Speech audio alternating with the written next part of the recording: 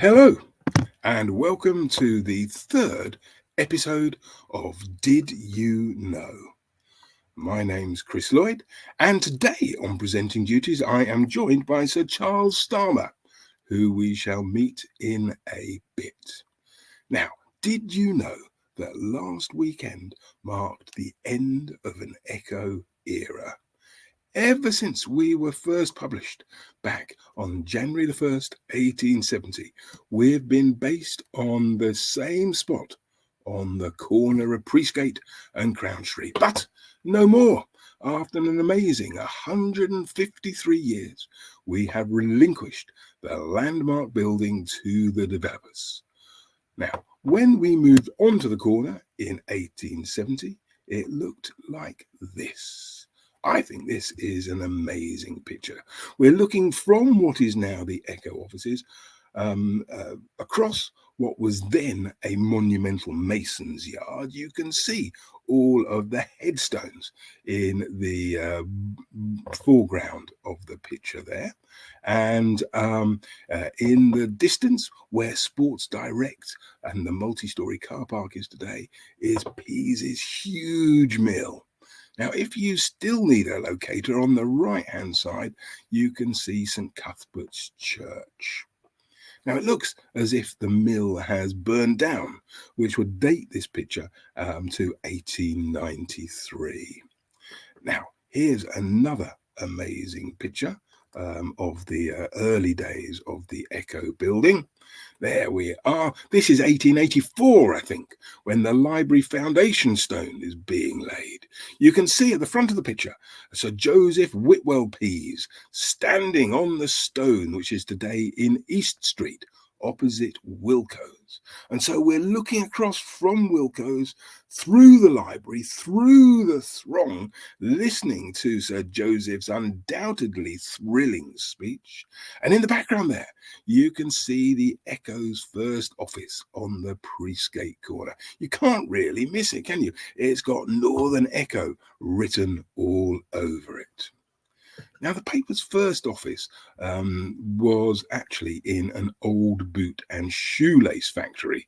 You can see that top right. That's what it looked like on Priestgate. And I think the Echo's proprietors rented the old factory because it was close to the post office, into which the latest news poured by telegram. So it was to this old shoelace factory that W.T. Stead, the Echo's first great editor, reported for duty on his first day in 1871. That's him, bottom right there, as an older man. He, of course, was the most famous British man to go down on the Titanic in 1912. He's regarded as the first tabloid journalist, a great sensationalist, and he turned the Echo into a campaigning liberal newspaper that was known as the Miner's Bible.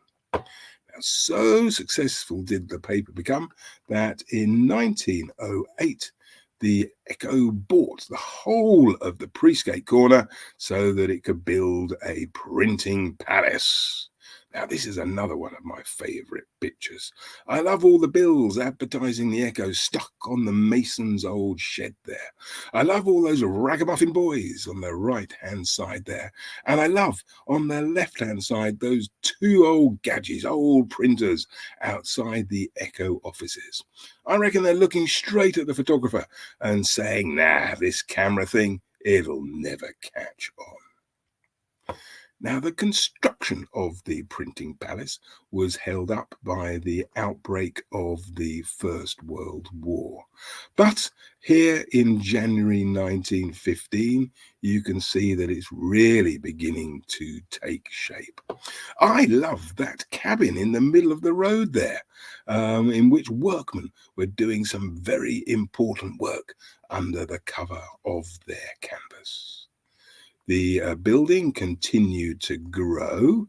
This is it in August 1915, so just a few months 8 months after that first picture was taken, and yet the building was not complete because of the war effort until September the 13th, 1917, when it was officially opened. Now, imagine the scene. There we are. A large crowd gathered outside the building, including the great and the very good. The Bishop of Durham was there, a couple of MPs, several mayors were there, along with lots of very other important people, as well as the Echo's 200 employees. The chairman of the board of directors, Arnold Rowntree, the Liberal MP for York, was presented with an ornamental silver key with which he approached the famous corner door, and somehow he got it to open. Somehow, because the door was actually only openable from the inside, so the key was a complete irrelevance. But anyhow, he managed to get the door open, and he went inside to inspect what was a veritable printing palace. There were stained glass windows, there were mahogany fittings, there were telephones on tables, there was a press that could print 70,000 copies an hour, there was a brand new photographic studio, there was even a pneumatic tube which connected the journalists to the post office. So now the latest telegrams from the distant war could be zooped through the tube to their desks without them ever having to move. Such luxury. I'm sure all the VIPs there that day were undoubtedly very impressed by what they saw, and they all signed the visitor's name book. Here it is. Who have we got here? Well, 5 down, you will see the big word Gainford. That's Lord Gainford, a member of the Pease family, who to this day is Darlington's youngest ever mayor. 5 years after he signed this book, he would become the first chairman of the BBC. Now, beneath him is Arnold Rowntree, the York MP, who did the thing with the key. We met him earlier. Beneath him is someone who appears to sign himself J.G. Starbawley, which is a great name, but I've never ever come across anybody called Starbawley, so I don't know who he is. Glossing over him, we'll move on. Just beneath him is Hensley Henson. He was the Bishop of Durham, and under him is the signature of Chas W. Starmer. Sir Charles Starmer, the managing director of the Northern Echo, who is here today. Now, he is a great chap. He was twice mayor of Darlington, one of the very few, if not the only person to be twice mayor of Darlington, briefly MP for Cleveland. He was knighted for services to the newspaper industry because he brought our newspapers across the north of England and turned them into a stable based around the Northern Echo in Priestgate. And he was the driving force behind the completion of, or the construction of the printing palace. He showed everyone around on that opening day, and then they all dashed down the road with Sir Charles to the King's Head for a feast and lots of very important speeches. They were all seated at the tables, and before the starter was served, the photographer from the Northern Echo had them all look at his camera and say cheese. And then he dashed back down Priestgate to the printing palace and into the photographic studio, where he whipped up 100 prints of the picture, and then he dashed back to the King's Head, and he arrived before the dessert was even served, and he handed out to every single person there a picture of themselves as a souvenir of the opening of the great Priestgate printing palace. And here they all are in their finery at the King's Head Hotel at the starter, waiting for the starter to be served. They must have been amazed when they got their picture back before dessert. Wasn't technology fabulous, they thought. Who would have thought it even possible you could get a picture in so quick a time? Whatever will they think of next? Sir Charles, old chap, you must be on there somewhere. I can't see you anywhere. Now, I wonder if that's actually you on the left-hand side there. I don't know.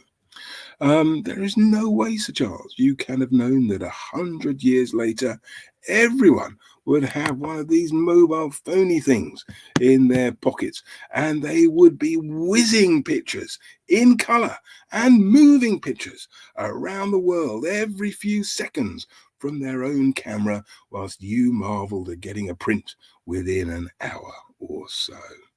And of course, these mobile phone things have absolutely no pneumatic tubes attached to them to do their wonders. But that, Sir Charles, is the trouble with technology.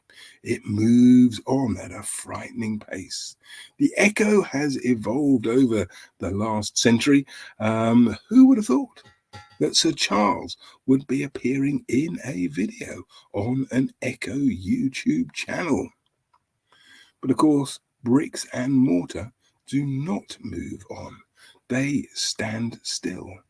Sir Charles's printing palace is still very much a First World War printing palace.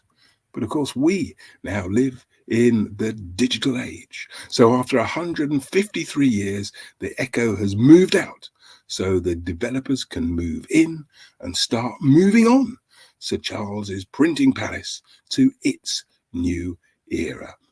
It will have an adult learning skills centre on the ground floor, and there will be commercial offices above. So perhaps one day the Echo will be back to take on one of those commercial offices. In words that Sir Charles would understand, watch this space. So thank you for watching Did You Know? And now you can say that yes, you do know about the Echo's 153 years in the Priestgate printing palace. Thank you for watching. I'll see you again soon. And so it's goodbye from me, and it is goodbye from Sir Charles here. Thanks for watching. Bye.